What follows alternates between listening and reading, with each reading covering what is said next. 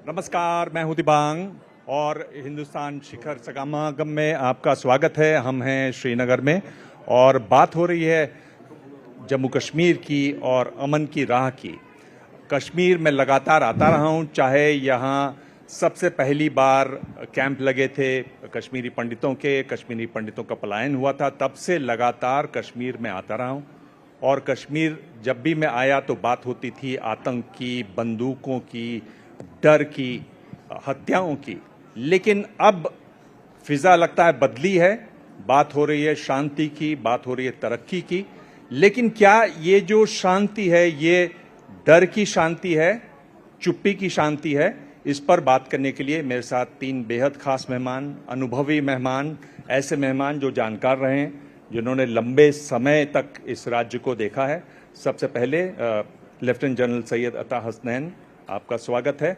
दिलीप त्रिवेदी साहब, आप डीजी रहे सीआरपीएफ के, लंबे समय तक आप पाकिस्तान डेस्क में भी थे, उसके बारे में भी आप जानते हैं किस तरह की खुफिया खबरें वहाँ से आती थी, हरकतें होती थी, उस पर आप नज़र रखते रहे हैं। राजेंद्र साहब हैं, आप डीजीपी रहे जम्मू कश्मीर के। मैं आपसे शुरुआत में सीधी इसी बात से शुरुआत करता हूँ, क्या ये जो शांति है, क्या ये चुप्पी की शांति है, क्या ये डर की शांति है?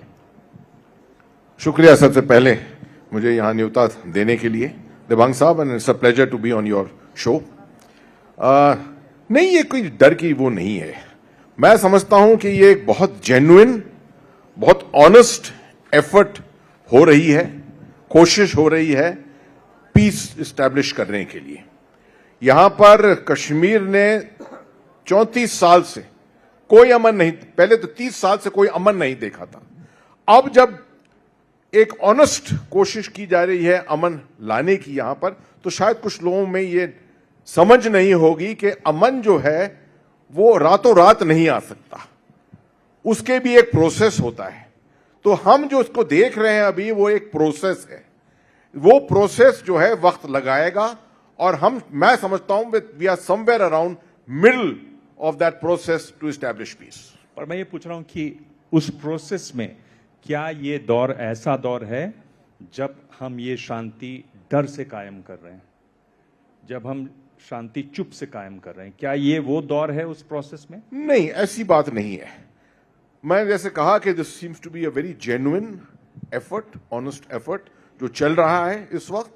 और दुनिया में जहां पर भी इस तरह से अमन लाने की कोशिशें हुई हैं, इस तरह की सिचुएशन, स्थिति आती है, and we should be aware of that. जी, त्रिवेदी साहब, आपको क्या लगता है, क्या ये कैसी शांति है? ये क्या ये उम्मीद की शांति है या ये एक बबल है जो कभी भी बर्स्ट हो सकता है? नहीं, ये एक प्रोग्रेसिव फीचर है डेवलपमेंट का, इसका टुवर्ड्स पीस। इसको डर की चुप्पी तो कहना बहुत ठीक नहीं होगा।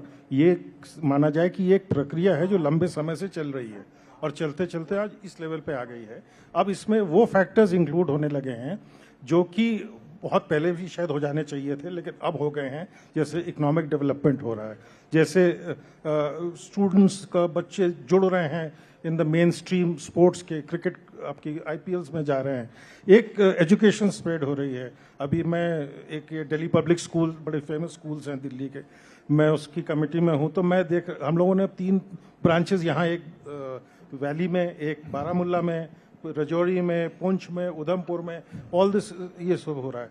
तो एजुकेशन के तौर पे, इकोनॉमिक प्रोग्रेस के तौर पे जब इन चीज़ों में तरक्की होगी तो वो और अच्छा टाइप का एक माहौल बनता चला जाएगा। और ये जो मैं शुरू में कहा, एक प्रोग्रेसिव प्रोसेस है जो चलता रहेगा, और ये थोड़े और समय चलते चलते मे बी आने वाले समय में बिल्कुल ही एक नॉर्मलाइजिंग वाली सिचुएशन की तरफ हम लोग बढ़ेंगे। राजीव साहब, आप चूंकि आपने बहुत करीब से देखा है, आपको क्या लगा कि क्या चीजें थीं जो एक तरीके से जड़ रही, जिनकी वजह से आतंक बढ़ा? मोटी चीजें आप क्या मानते हैं? First of all, thank you very much for having me here. जो चीज हमने देखा 90 से लेकर अप टू 19 तक, अनइमेजिनेबल, आज के दिन हम जो देख रहे हैं वो जो अनइमेजिनेबल है। कल जब मैं एयरपोर्ट से यहां आ रहा था, मैं अपनी गेस्ट हाउस तक, I have seen girls driving scooters. ये इमेजिन कर सकते हैं आप, लड़कियां यहां पे स्कूटर चला रहे हैं, ये कभी इमेजिन नहीं किया। Then street violence, absence of street violence is the biggest indicator. Absence of हड़ताल, जब आप देखेंगे, आप में से कई बच्चे हैं यहां पे मोर देन 2,500 दिन, मतलब more than 2,500 days Kashmir has undergone hartals. Means करीब 5 साल बच्चों का स्कूल नहीं चला है। उसके साथ आप कंपेयर करेंगे आज के हालात, चाहे वो हैदराबाद हो या और किसी नॉर्मल सिटी हो, मुझे उससे भी बेहतर लग रहा है यहां पे कल रात को जब मैं बाहर गया। तो उस हिसाब से देखें तो peace is something which is returning and people want peace. अगर आवाम शांति और अमन नहीं चाहती है तो कभी भी वो कर सकती थी, डिस्टर्ब कर सकते हैं, बट वो नहीं कर रहे हैं वो। सो मेरे हिसाब से it's a continuous process. Peace is here to stay and Kashmir will remain peaceful in the days to come. अगर हम पीछे चलें, अगर मैं आपसे पूछूं कि आपको क्या लगता है कि 3 बड़ी वजहें क्या रही कि आतंक इतना फैला यहाँ पर, आतंक का इतना साया हुआ यहाँ पर, आतंक का इतना खौफ बढ़ा यहाँ पर, 3 बड़ी वजह क्या रही? देखिए, सबसे पहले तो ये एक जम्मू कश्मीर के अंदर जिस किस्म की लड़ाई हुई है, ये कोई कन्वेंशनल लड़ाई नहीं, एक प्रॉक्सी वॉर लड़ी है और पाकिस्तान का इसके अंदर पूरा हाथ था। तो जब स्पॉन्सरशिप वहीं से आ रही थी, हथियार वहां से आ रहे थे, पैसा वहां से आ रहा था, ह्यूमन रिसोर्सेज वहां से आ रहे थे, तो ऑटोमेटिकली लड़ाई जो है, ये हाइब्रिड लड़ाई जो है, इसको बढ़ावा मिल रहा था, ये चलती जा रही थी। दूसरा, मैं समझता हूं बहुत हद तक आवाम के अंदर भी पाकिस्तान की तरफ से बहुत कोशिशें की आवाम का मन बदलने की, to change the minds of the population. Today we are looking at young people, इनके दिमाग जो हैं कुछ अलग दिमाग हैं आज के। उस वक्त जो हम देखते थे दिमाग बिल्कुल ही अलग थे, उनमें आजादी का एक जज्बा था, एक आइडिया था, and that is what was being exploited totally by the other side. हमारे तरफ से एक बहुत बड़ी गलती थी, हमने इस प्रॉक्सी वॉर को सिर्फ एक काइनेटिक तौर पे लड़ा, शुरुआत करके सिर्फ काइनेटिक तौर पे। Army, BSF, CRPF, Jammu Kashmir police, सब ने मिलकर इसमें हर साल गिनती की कि हमने कितने टेररिस्ट मारे, मगर वो कोशिश जो होती है असली हाइब्रिड वॉर को खत्म करने की, काउंटर हाइब्रिड वॉर हर दफे ऑल ऑफ गवर्नमेंट से होती है, जो आज आप देख रहे हैं यहां पर, जो हर डिपार्टमेंट लड़ रहा है आज, जो आज आप देख रहे हैं कितनी खवातीन यहां बैठी हैं, ये सब लड़ रही हैं इसके खिलाफ। यू सी, अगर ये अप्रोच उस वक्त होता भारत सरकार का, जम्मू कश्मीर सरकार का, तो शायद बात दूसरी होती। जी दिलीप जी, ये बात हो रही है कि पैसे की, पैसा आता था, क्या ये कोशिश हुई कि जो पैसा आ रहा है आतंक के लिए उसको रोका जाए, या देर से कोशिश हुई? कैसे ये पैसा लगातार आता रहा? आप तो डेस्क पे थे, आप देख भी रहे होंगे। ये डेफिनेटली इसमें देर बहुत हुई और मेरे ख्याल से इसमें सब एजेंसीज का कोऑर्डिनेटेड एफर्ट नहीं था, सब अपने अपने तौर पे कर रहे थे। आप मतलब इट वाज, मैंने खुद उसको एक्सपीरियंस किया है उस ऑपरेशंस में, कि उनके लिए कोई दिक्कत नहीं थी पाकिस्तान में कि 50 लाख 60 लाख विद इन 2-3 घंटे के अंदर तक हिंदुस्तान में कहीं पे भी पहुंचा सकते थे। श्रीनगर तो अपनी जगह है, लेकिन कहीं पे भी पहुंचा सकते थे। तो ये पैसा की जो फ्री एंट्री थी, इसका तो बहुत बड़ा रोल रहा है। यहाँ एक स्लाइटली मैं एक वो ऑपरेशनल सी बात बता रहा हूँ। एक अंडरकवर ऑपरेशन में मैं I was only working with, जिसमें वो लोग मेरे को सोच रहे थे कि मैं उनका आदमी हूँ, और मैंने खुद बड़े बड़े पेमेंट्स रिसीव किए विद इन 2 to 3 hours। और केवल इतना सिंपल सिस्टम होता था, वो मेरे से कहते थे कि आपके पास 10 रुपए का नोट है, मैं बोलता था हाँ, बोले उसका नंबर बता दीजिए, और मैं नंबर सिर्फ टेलीफोन पे बताता था, और वो कहते थे फलानी जगह जाइए, नोट दिखाइए, आपको उतना पैसा मिल जाए। 2 घंटे के अंदर डिलीवरी हो जाती। तो पैसा had a very important role. और अगर पैसा नहीं, आफ्टर ऑल जो मिलिटेंसी चला रहे हैं उनके भी वेस्टेड इंटरेस्ट थे पैसा बनाने में, अपने लिए भी, पर्सनली अपने लिए भी, और उस मिलिटेंसी को चलाने के लिए भी। जी जी राजा साहब, इस पर रोक लगी तो कैसे लगी, उसमें क्या चुनौतियां आई पैसे को रोकने में? ये पैसा जो है, it is like oxygen for terrorism. जब तक ये ऑक्सीजन नहीं रोका जाएगा तब तक टेररिज्म खत्म नहीं होगा। तो उसके लिए बहुत काम करना पड़ा है।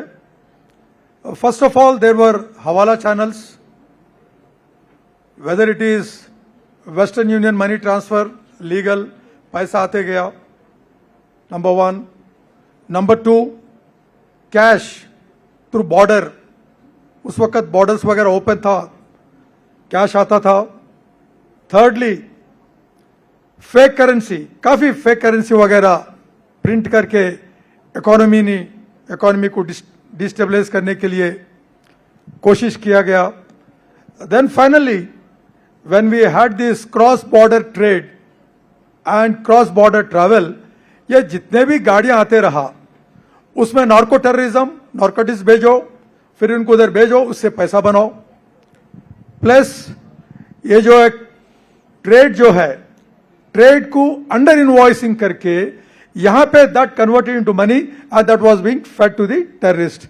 एक टेररिस्ट अगर सर्वाइव करना हो, उसको खाने पीने के लिए पैसा चाहिए, उसको हेल्थ प्रॉब्लम हो गया तो डॉक्टर के लिए पैसा चाहिए, उसको ट्रैवल करने के लिए पैसा चाहिए, उसको लीगल एड के लिए अगर पकड़ा गया तो ऑटोमेटिकली 4 एडवोकेट्स खड़ा हो जाएंगे हाई कोर्ट में, सुप्रीम कोर्ट में।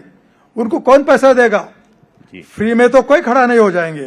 तो money plays a very vital role. पैसे की बहुत जरूरत है। मैं आपसे ये पूछ रहा हूं हसनैन साहब, ये बताइए कि एक बात जो अभी राजनाथ सिंह साहब ने कही 23 फरवरी को कि यहां से बात हो रही है कि आर्मी को हटाया जाए, क्या ये सही वक्त आपको लगता है कि आर्मी को अब पीछे हटना चाहिए और ये बात हो रही है कि सीआरपीएफ को डिप्लॉय किया जाए?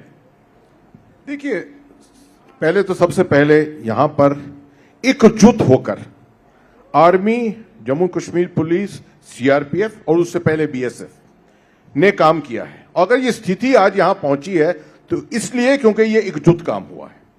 मैं तो खास तौर पे जम्मू कश्मीर पुलिस को सलाम करता हूं हर दफे, क्योंकि इनके साथ मैंने इतना ज्यादा काम किया है। आज कहना कि इस स्थिति हमारी पहुंच गई है कि हम, लड़ाई की एक थियोरी होती है, उसके मुताबिक स्टेजेस होती हैं लड़ाई की। ये भी हाइब्रिड लड़ाई थी, प्रॉक्सी वॉर थी। तो कॉन्फ्लिक्ट इनिशिएशन से लेकर कॉन्फ्लिक्ट टर्मिनेशन तक एक प्रोसेस होता है। हम अभी, मैं नहीं समझता हूं कि हम कॉन्फ्लिक्ट टर्मिनेशन पे पहुंचे हैं अभी तक। हम अभी कॉन्फ्लिक्ट स्टेबलाइजेशन के आखिरी दौर पे हैं। इस टाइम पर अगर आप इस एकजुट यूनिटी को, इस इंटीग्रेशन ऑफ सिक्योरिटी फोर्सेस को तोड़ेंगे तो मैं समझता हूं कि इसका एक नेगेटिव इफेक्ट होगा।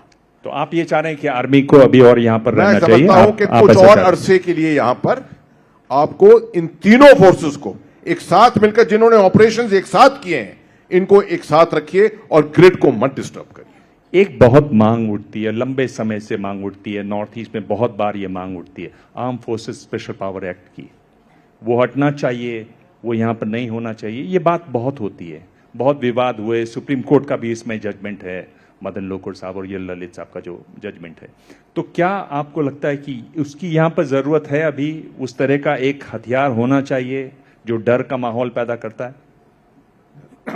इसमें मेरे ख्याल से एकदम से हटाने में तो बहुत बड़ी चूक हो जाएगी, क्योंकि अगर आप इसको हटाएंगे तो दूसरी साइड में एक परसेप्शन जाता है जैसे कि हमने एक विक्ट्री अचीव कर ली है, and demoralisation with in the force होता है। दोनों चीजें होती हैं।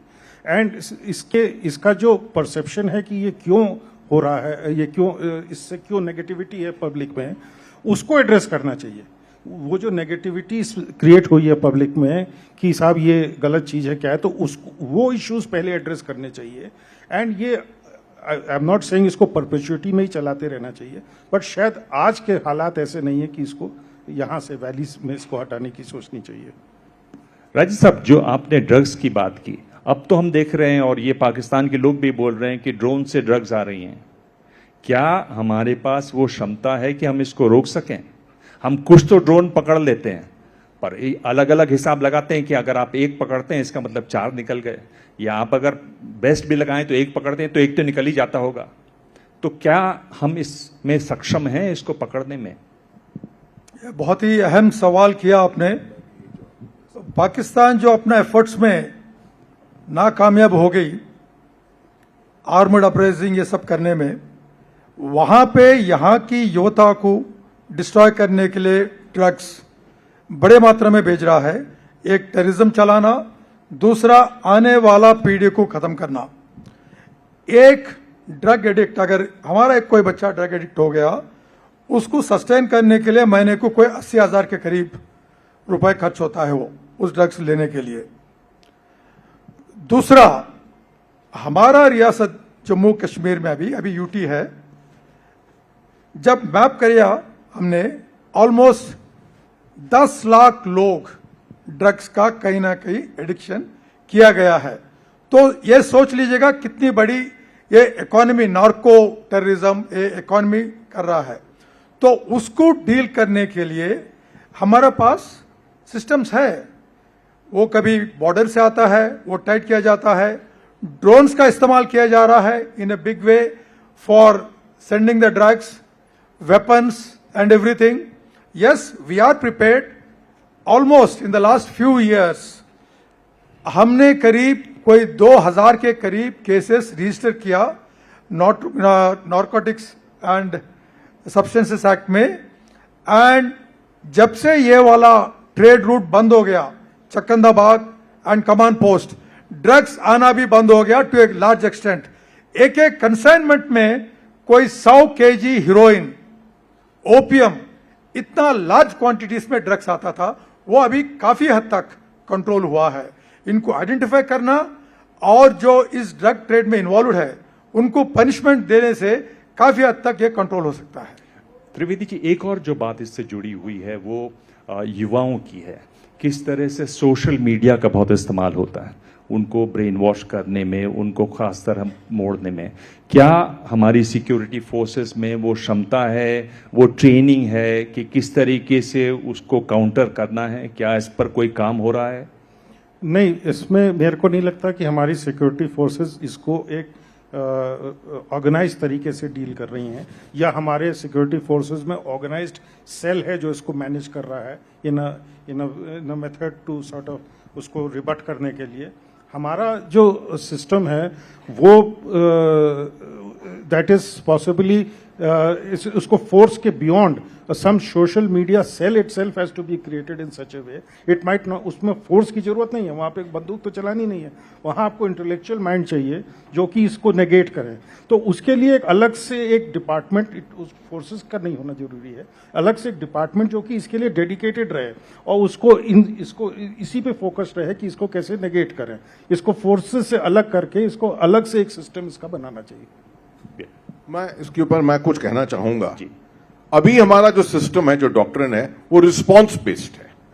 ये मैं आपदा प्रबंधन देखता हूं, आपदा प्रबंधन में भी पहले हमारा हर दफे रिस्पॉन्स बेस्ड सिस्टम होता था, मगर बाद में देखा कि ज्यादा अच्छा होता है कि आप प्रिपेयर करिए, प्रिपेयर्डनेस करिए। अब फौजी चाहे सीआरपीएफ हो, चाहे जम्मू कश्मीर पुलिस हो, आज कहीं पर है, दूसरी जगह कहीं और 2 साल के बाद चले जाएगा। इसके लिए आपको एक्सपर्टीज चाहिए, आपको रिसर्च चाहिए, आपको एकेडमिक्स चाहिए इसके लिए।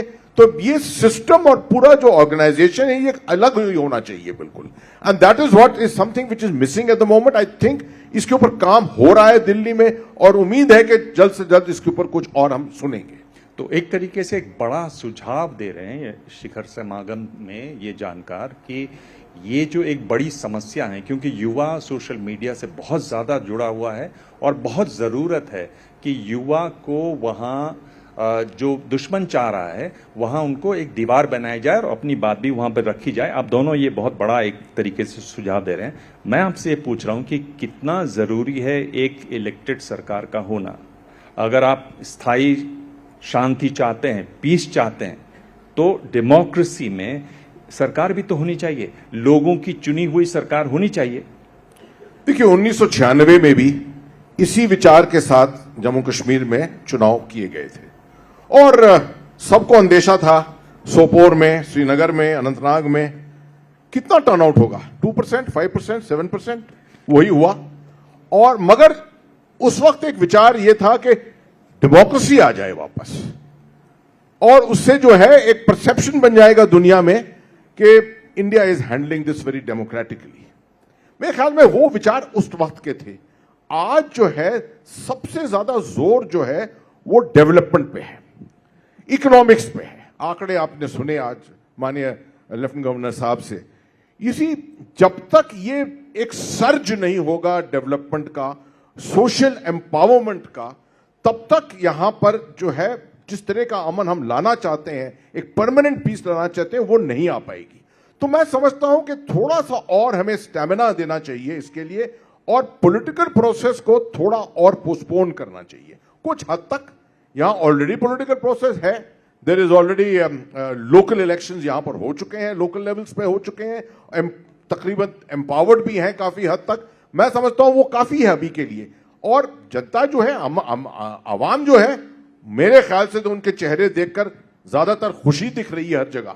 उम्मीद है कि इस तरह से ही बढ़ता रहेगा आगे। ये जो चेहरे से खुशी दिखने वाली बात है, ये हमेशा बड़ा इस पे सवाल लग जाते हैं, क्योंकि ये डिपेंड करता है आप कौन से चेहरे देख रहे हैं और कहां देख रहे हैं। तो इस पर उतना मेरे को हमेशा इससे परेशानी होती है। मैं आपसे सिर्फ इतना कह रहा हूं, मैं आपकी बात को काट नहीं रहा हूं, मैं अपनी बात रख रहा हूं। नहीं, मैं सिर्फ एक इसमें बात कहूंगा। जी। मैं सिर्फ ये फिजिकल चेहरों को देखकर नहीं कह रहा हूं मैं बात। मैं यहां से सोशल मीडिया जो निकल रहा है उसके बारे में बात कर रहा हूं। सोर्सेज हमारे बहुत हैं जिनके साथ हम टच में हैं, उनसे जो मिलती है फीडबैक मिलता है, उनकी बात मैं कर रहा हूं। तो ये सिर्फ फिजिकल कांटेक्ट के ऊपर नहीं होता है कि मैं चेहरों को इस हॉल के अंदर, SKICC के अंदर देख कर रहा हूं, इसकी बात को रख रहा हूं। ठीक है त्रिवेदी जी, मैं ये पूछ रहा हूं, जो आज सुबह बातचीत हुई और लेफ्टिनेंट गवर्नर मनोज सिन्हा साहब ने कहा कि जो टारगेट किलिंग्स हो रही हैं ये बेसिकली हताशा दिखाती है, आप कैसे देखते हैं? क्योंकि ये कहा जा रहा है कि ये शायद इशारा कर रहे हैं कि मुश्किल दिन आने वाले हैं, शायद हम लोग ढीले पड़ गए हैं, ये मान रहे हैं कि नहीं अब शांति होगी, तो शायद इन्फिल्ट्रेशन बढ़ गई है और ये एक इशारा है। आप इसको कैसे देखते हैं?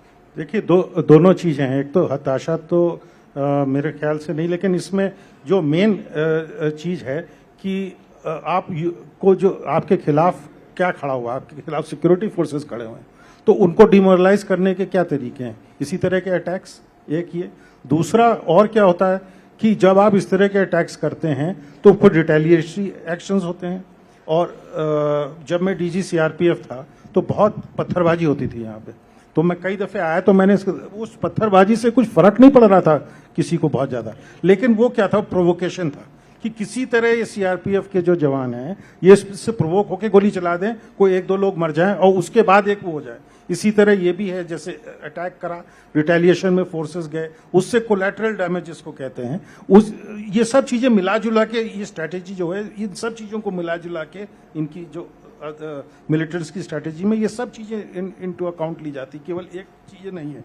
एंड इसलिए जो मेरा ये पर्सनल मानना है कि जैसे जैसे चीजें नॉर्मलाइज होती हैं वैसे वैसे physical presence of the force जितना कम होगा ओपनली, एंड जितना ज्यादा लोकल पुलिस सामने आती जाएगी उतना ज्यादा, मतलब ये नहीं कि एक दिन में इसको होना, ये एक ग्रेजुअल प्रोसेस है। उधर से स्टेप बैक करें, इधर से local police, because local police की जो रीच है, लोकल पुलिस की जो पहुंच है और जो लोकल पुलिस की रिश्तेदारी है, उनके ऊपर केवल ये सैंक्शन नहीं है कि आपके खिलाफ लीगल कार्रवाई हो जाएगी, उनके सोशल भी होते हैं, क्योंकि उसी सोसाइटी से आए वो लोग। बाहर के तो जो फोर्स वाले आए वो करके चले जाएंगे। रंज साहब, ये बताइए कि अभी तो आप नहीं हैं, पर ये जो आर्मी इतनी दिखती है, अगर दिखे इतनी आर्मी, तो उससे लोकल पुलिस को परेशानी होती है, क्योंकि आपका आवाम से एक अलग किस्म का रिश्ता होता है। इसमें अगर कहना है, हर फोर्स का अपना अपना कैपेबिलिटीज है। लोकल पुलिस का कैपेबिलिटी अलग है। Local police being a part of the society, they are closer to the people, वो आवाम को समझ सकता है। और इंटेलिजेंस जनरेशन, आर्मी का अपना अलग स्ट्रेंथ है। दे कैन विथस्टैंड, अगर हफ्ता भर के भी ऑपरेशन अगर करना पड़े, based on the intelligence provided by the police, they can withstand it. Logistics वगैरह होता है, So is the case with the other central forces. So when all the three forces are together, it is a synergy and you tend to operate better. Even otherwise, army तो शहर में तो operate नहीं करता है. Army is there on the border. Army is there in the hinterland, in the forest areas. शहर में कितने बार आर्मी ऑपरेट किया? I think it doesn't. See, it is a very, very harmonious relationship. Wherever it is required, army comes in. Otherwise, army अपना operation border देख रहा है, infiltration देख रहा है. पुलिस का काम सब्स्टिट्यूट नहीं कर रहा है. Army is not a substitute for police. So there is absolutely no discomfort in having the army. Rather army होने से हम लोग और भी स्ट्रेंथन महसूस करते हैं. हसन साहब, चूंकि हम लोग आज की बात कर रहे हैं तो एक तरीके से बड़ा बदलाव जो दिखाई दिया, और पिछले 3 साल में मेरे ख्याल से अगर मैं बात करूं कि एक तस्वीर की तरह से अगर टेलीविजन में बात करें तो जो तस्वीर दिखाई दी वो जिस तरह से मनोज सिन्हा एलजी साहब ने मुहर्रम की प्रोसेशन में हिस्सा लिया, वो एक बहुत बड़ी तस्वीर रही जिसके बहुत ज्यादा मायने निकलते हैं. कैसे देखते हैं आप उसे? देखिए, इस तरह की जब स्थिति होती है सिक्योरिटी की, तो हर सिंबॉलिक एक्शन जो होता है उसकी अलग अहमियत होती है, और ये सब सिंबॉलिक एक्शन जो होते हैं मिलजुल कर आखिरी में कुछ नतीजा निकालते हैं. तो मैं समझता हूं इस साल बड़े अप्रोप्रिएट वक्त पर लेफ्टिनेंट गवर्नर साहब ने ये सिलेक्ट किया कि ये एक सिंबॉलिक एक्शन कर सकते हैं, हम एक रिस्क ले सकते हैं जिसमें 8 मुहर्रम को हम प्रोसेशन श्रीनगर के अंदर चलाएं जो 34 साल से यहां पर बंद है. बाकी मुझे याद है पट्टन, उड़ी, इन इलाकों में तब भी प्रोसेशन चल जाते थे पहले, मगर श्रीनगर में कोई चलाने के लिए रिस्क लेने को तैयार नहीं था. अब ये एक बहुत बड़ी रिस्क ली और खुद उन्होंने इंडिविजुअली अपने आप को इन्वॉल्व किया. मैं समझता हूं इसका सिंबॉलिक मैसेज जो था वो बहुत बड़ा था. मेरे पास समय बहुत ज्यादा नहीं है, आप बहुत अनुभवी लोग हैं, सवाल बहुत से हैं, पर मैं बात को अगर संक्षिप्त में करूं और राजेंद्र जी अगर आपसे शुरुआत करूं तो जिस तरह की मौजूदा स्थिति है उसमें शांति की तरफ बढ़ने के लिए सरकार को 3 बड़े कदम कौन से उठाने चाहिए? नंबर 1, एक्सिलरेटेड इकोनॉमिक डेवलपमेंट, जिससे आर्थिक विकास. यस, एब्सोल्युटली, जिससे यहां पे एम्प्लॉयमेंट अपॉर्चुनिटीज बढ़े, private investment. Almost about 80,000 crore के करीब प्राइवेट इन्वेस्टमेंट आई है. That has to show up now, number 1. Number 2, यहां पे we have to continue with our action against separatist, dismantle the infrastructure. जो भी इंफ्रास्ट्रक्चर है सेपरेटिस्ट का, उसके ऊपर आप कड़ी निगरानी रखना चाहिए, लीगल एक्शन लेते जाना चाहिए. एंड नंबर 3, पाकिस्तान अपना गेम नहीं बदलेगी. पाकिस्तान कोशिश करेगी यहां पे आवाम को तकलीफ देने का, यहां की यूथ को फ्यूचर खराब करने का. तो उससे बच के रहने के लिए इंटेलिजेंस स्ट्रेंथन करके एक्शंस लेना चाहिए.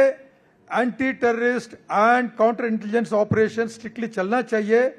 And people centric action, government की तरफ से people centric action. Specially I appreciate the government, amendment 73 and 74th amendment, which was required for having Panchayat Raj system for enforcing grassroots democracy has been implemented here. That should be further strengthened. These 3 issues. और एक सवाल, बड़ी चुनौती, बड़ा challenge इसमें क्या आ सकता है? सिर्फ एक.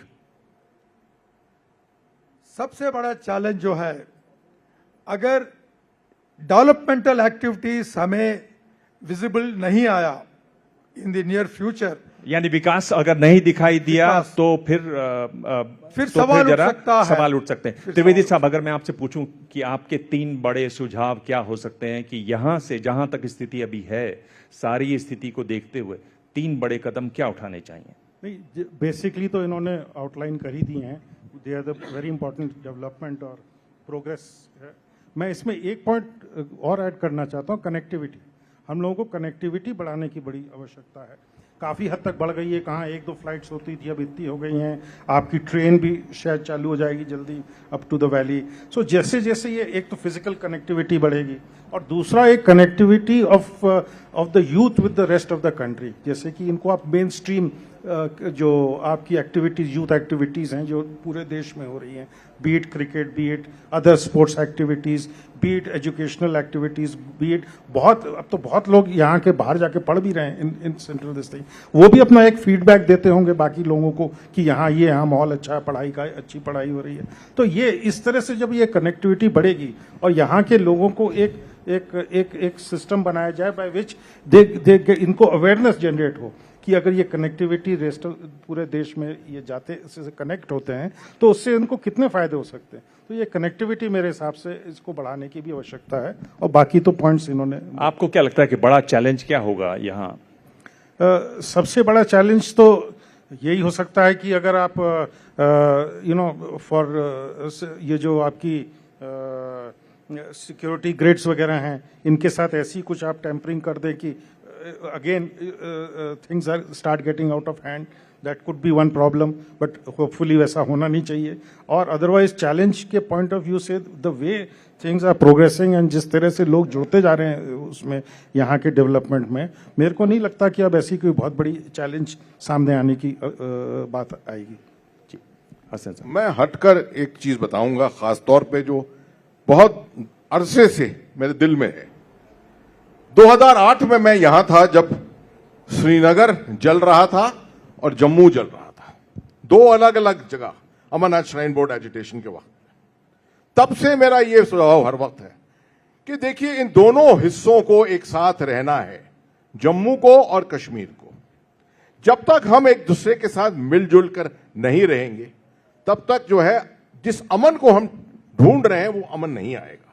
इसलिए मैं समझता हूं कि एक एज अ स्टार्ट पॉइंट एक म्यूचुअल अडॉप्शन ऑफ सिटीज क्यों नहीं किया जाए। Baramulla with Udhampur, Anantnag with Samba, Rajouri with Bandipur.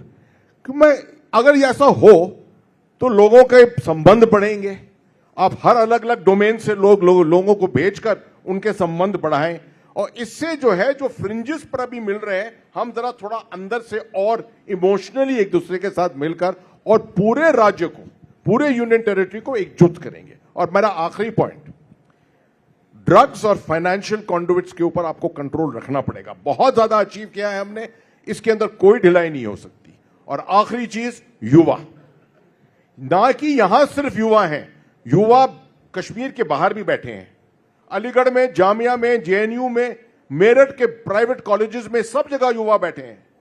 इनके साथ भी नाता रखिए, क्योंकि अल्टीमेटली जब आप मेन स्ट्रीम कर रहे हैं अपने राज्य को पूरे भारत के साथ, तो these are your ambassadors.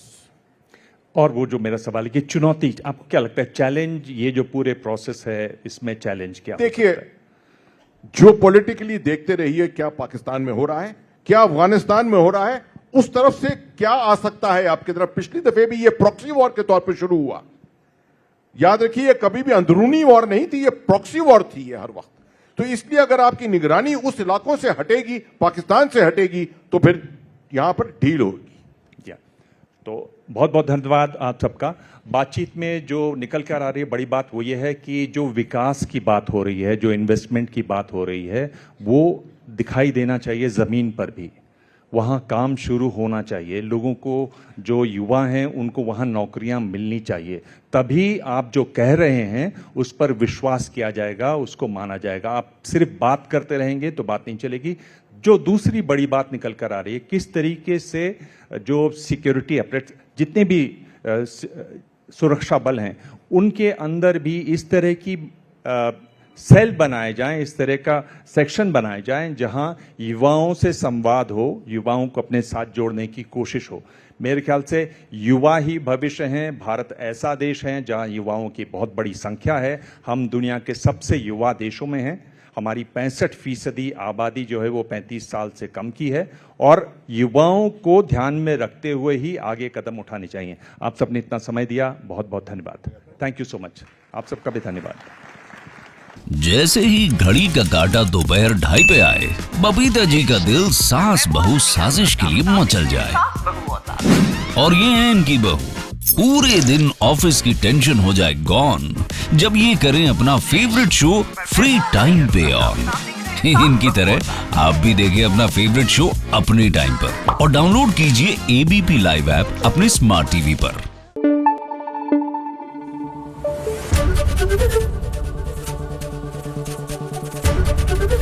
ABP news आपको रखे आगे।